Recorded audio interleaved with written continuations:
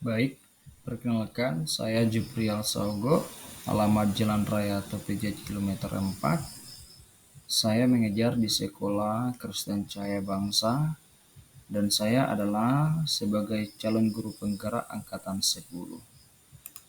Di sini saya menjelaskan atau memperkenalkan fasilitator saya yaitu Bapak Rinto Huta Barat dan pengajar praktik Ibu Christine Filiana Boru Maringga.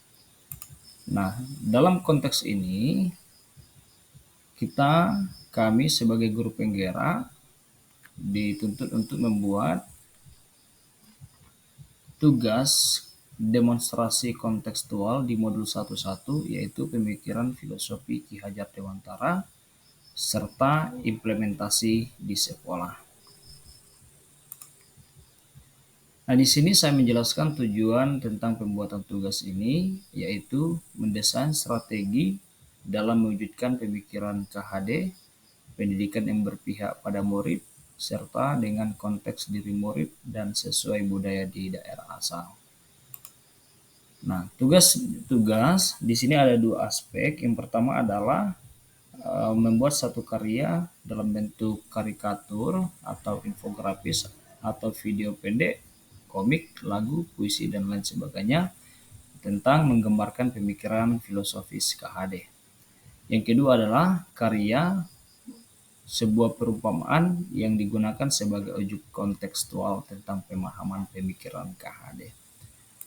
Lalu terkait pemikiran KHD ada tiga. Yang pertama adalah istilah ing ngarso suntulodo, artinya menjadi seorang pemimpin harus mampu memberikan suri teladan. Yang kedua adalah ing madio membangun karso, artinya seseorang di tengah kesibukannya harus juga mampu membangkitkan semangat. Yang ketiga adalah tut uri handayani, seseorang harus memberikan dorongan moral serta semangat dalam bekerja. Lalu bagaimana pemikiran KHD tentang pendidikan? Menurut Ki Hajar Dewantara tentang pendidikan tidak hanya sekedar tentang penguasaan ilmu pengetahuan dan keterampilan semata, namun pendidikan bertujuan untuk membentuk manusia yang utuh dan berbudaya, yaitu manusia yang memiliki akal, hati, dan rasa kemanusiaan yang tinggi. Ada beberapa ide gagasan pendidikan menurut pemikiran KHD. Yang pertama adalah pendidikan bersumber trilogi pendidikan.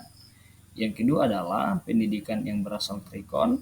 Yang ketiga, pendidikan menuntut sesuai kodrat anak. Yang keempat, pembelajaran berpusat pada murid. Yang kelima, pendidikan budi pekerti. Yang keenam, belajar menyenangkan. Lalu bagaimana implementasinya di sekolah kita masing-masing menurut KHD? Di sini kami memiliki beberapa program tentang bagaimana menyesuaikan atau sesuai minat atau bakat murid. Di sini kami menunjukkan beberapa dokumen kegiatan. Salah satunya adalah guru menuntun murid untuk praktek sesuai dengan bakat yang dimiliki. Kita lihat di gambar pertama, murid ini melakukan praktek untuk drum, bagian musik. Sedangkan gambar yang kedua adalah saya menuntun peserta didik bagaimana membuat satu produk dalam bentuk merakit kabel colokan. Yang ketiga, dokumen yang ketiga, kami memiliki kegiatan program sekolah yaitu ekskul musik atau ekskul tari. Dalam hal ini murid menunjukkan salah satu tarian yang ada di Indonesia. Inilah salah satu bentuk program dokumen di sekolah yang sesuai dengan budaya masing-masing. Lalu tidak hanya itu, di sekolah juga kami menanamkan kepada peserta didik untuk mencintai akan budaya. Inilah salah satu contoh, salah satu anak-anak memakai kostum mentawai. Namun tidak hanya kostum mentawai, kami juga membebaskan anak-anak untuk membeli beberapa kostum atau bahkan mereka pakai sesuai dengan minat mereka menggunakan kostum budaya-budaya yang ada di Indonesia. Contoh Minang, Nias, Batak, dan lain sebagainya. Lalu bagaimana pembentukan karakter? Kami juga di sekolah melakukan pembentukan karakter peserta didik. Yang pertama adalah cinta akan Tuhan, yaitu ibadah bersama. Tidak hanya itu, kami juga menanamkan nilai kepedulian kepada anak-anak. Salah satunya adalah kami melakukan kunjungan dan berbagi dengan sekolah sekitar. Kemudian kami juga menanamkan nilai kebersamaan. Dari sini nilai kebersamaan akan adanya interaksi sosial. Salah satunya kami melakukan kegiatan di luar sekolah, yaitu mandi bersama guru dan murid di Pantai Mapandegan. Yang kemudian tidak hanya itu, kami juga melakukan kegiatan program untuk makan bersama. Lalu bagaimana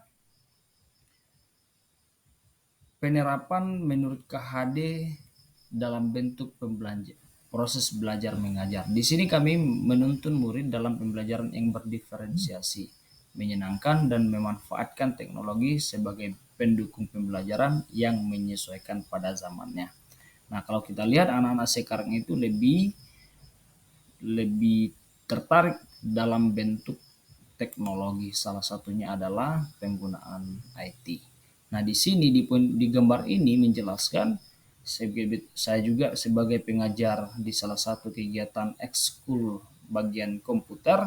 Di sini saya memberikan satu proyek kepada peserta didik untuk membuat satu desain di aplikasi Canva, yaitu suatu slogan dilarang membuli, dan ini mereka harus diterapkan sesuai dengan yang mereka buatkan. Nah, di gambar yang kedua adalah pembelajaran yang berdiferensiasi dalam bentuk kelompok. Di sini ada yang menggambar sesuai dengan skillnya, ada yang menulis, dan ada juga yang mempresentasikan. Nah, sebagai wujud cinta mereka, di sini adalah satu dokumen bagaimana mereka wujud nyatakan kasih dan cinta mereka kepada gurunya selaku orang tua mereka di sekolah. Demikian presentasi saya. Terima kasih. Salam guru penggerak, tergerak, bergerak, dan menggerakkan. Terima kasih.